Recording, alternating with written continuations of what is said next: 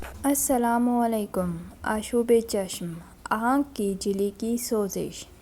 آشوب چشم باریک جھلی آنکھ کی جھلی میں سوزش کا نام ہے جو آنکھ کے سفید حصے سفیدہ چشم کو ڈھانپتی ہے۔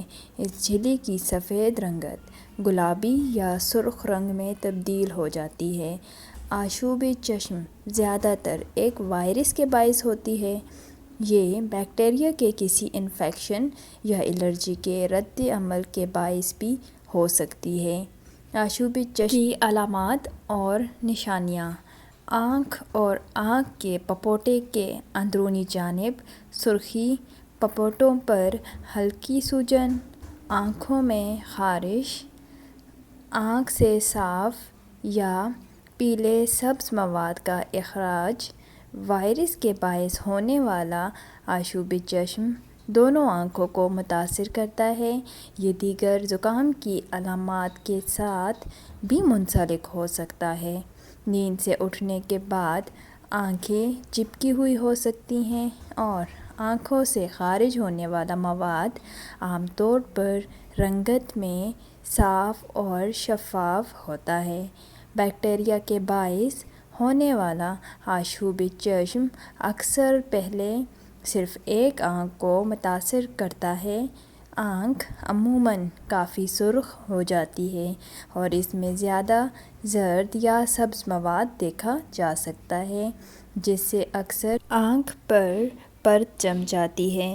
الرجی کے باعث ہونے والا آشوب چشم عموماً ماحول میں عام الرجی عناصر کے باعث ہوتا ہے، جیسے پودوں کی پولن، گھاس، درختوں کی پولن یا جانور۔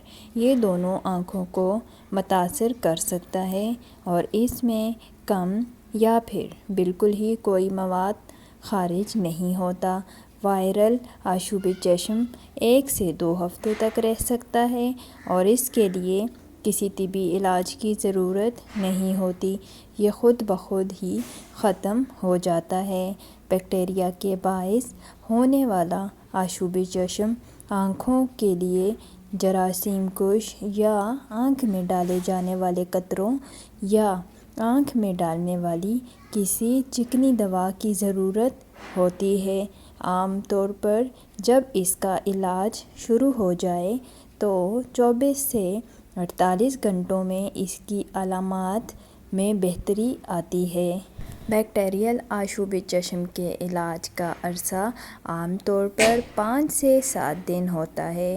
الرجک آشوب چشم منہ سے کھائی جانے والی ادویات جیسے اینٹی ہسٹامینز یا آنکھ میں ڈالے جانے والے قطرے، جو کہ بالخصوص الرجی کے علامات کے لیے ہیں، اسی سے کافی بہتری آ جاتی ہے۔ تاہم اس کے علاج کے حوالے سے پہلے ڈاکٹر سے بات کر لینی چاہیے۔ گھر پر دیکھ بھال کرنا، آلودگی سے بچانا۔ آشوب چشم وائرل ہو یا پھر بیکٹیریل، دونوں ہی وبائی ہیں۔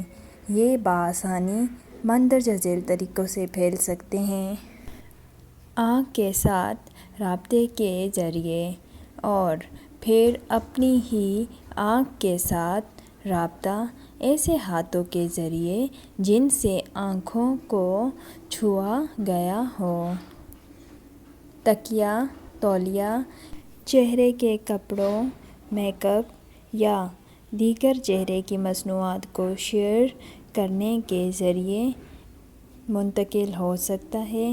اگر کسی کو وائرل یا بیکٹیریل آشوب چشم ہو تو اس کی ان چیزوں کو شیئر کرنے سے پرہیز کریں جو چہرے یا آنکھوں کو چھوتی ہیں۔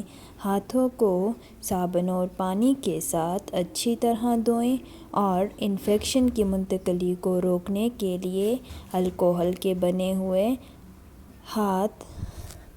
صاف کرنے والے محلول کا استعمال کریں۔ ہاتھ صاف کرنے والے محلول کو آنکھوں میں جانے سے بچائیں کیونکہ وہ آنکھوں میں سوزش کا باعث بنے گا۔ اہم نکات: آشوب چشم عموماً وائرل معتدی امراض کے باعث ہو سکتا ہے جو عام زکام کے ساتھ منسلک ہیں۔